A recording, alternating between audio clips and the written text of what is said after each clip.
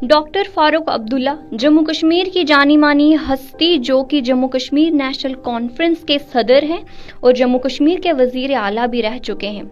अगर हम बात करें डॉक्टर फारूक अब्दुल्ला के इब्तिदाई ज़िंदगी की तो फारूक अब्दुल्ला 22 अक्टूबर 1937 को तजुर्बा कार सियासतदान और नेशनल कॉन्फ्रेंस के रहनुमा शेख अब्दुल्ला और बेगम अकबर जहां अब्दुल्ला के यहाँ पैदा हुए।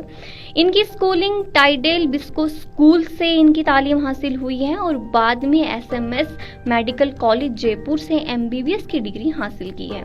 इनकी शादी बरतानिया नर्स मौली से हुई है और इनका एक बेटा उमर अब्दुल्ला और 3 बेटियां सफिया, हिना और सारा हैं।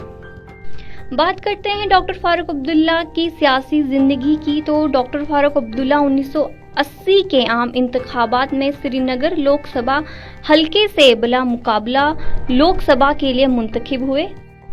इन्हें अगस्त 1981 में नेशनल कॉन्फ्रेंस का सदर मुकर्रर किया गया। 1982 में अपने वालिद की वफात के बाद फारूक अब्दुल्ला रियासत के वजीर आला बने। 1984 में इनके बहनोई गुलाम मोहम्मद शाह की क़यादत में नेशनल कॉन्फ्रेंस का एक धड़ा टूट गया जिसके नतीजे में इनकी हुकूमत गिर गई और इनकी बरतरफी हुई। शाह बाद में कांग्रेस की हुकूमत से वजीर आला बन गए। 1986 में सीएम शाह की हुकूमत जनूबी कश्मीर फरका वराना मुसादत के बाद बरतरफ कर दिया गया था और एक नई नेशनल कॉन्फ्रेंस कांग्रेस हुकूमत आई और फारूक अब्दुल्ला ने वजीर आला के तौर पर हलफ उठाया। 1987 में नए इलेक्शंस हुए और नेशनल कॉन्फ्रेंस कांग्रेस अलायंस ने इलेक्शन जीता। इस अरसे में रियासत में मिलिटेंसी का इजाफा देखा गया और काफ़ी वाक़ात भी सामने आए जिनमें मरकजी वजीर दाखिला मुफ्ती मोहम्मद सईद की बेटी का अगवा भी शामिल था। इसके बाद फारूक अब्दुल्ला ने गांव कत्ल आम के बाद एहतजाज में इस्तीफ़ा दे दिया और रियासत को गवर्नर राज के तहत लाया गया। बाद में फारूक अब्दुल्ला बरतानिया चले गए। हिंदुस्तान वापसी आने के बाद 1986 में कानून साज असेंबली के इंतखाबात में कामयाबी हासिल करने के बाद अब्दुल्ला ने एक बार फिर से रियासत के वजीर आला के तौर पर हलफ उठाया और इनकी हुकूमत पूरे 6 साल तक चली।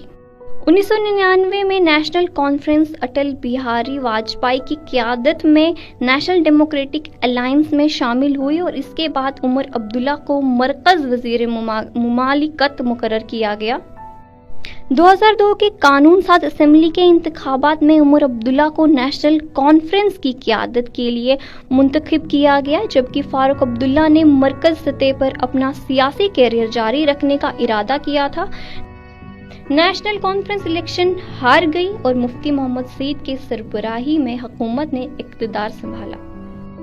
फारूक अब्दुल्ला ने मई 2009 को राज्यसभा से इस्तीफा दे दिया और श्रीनगर लोकसभा से सीट जीत ली।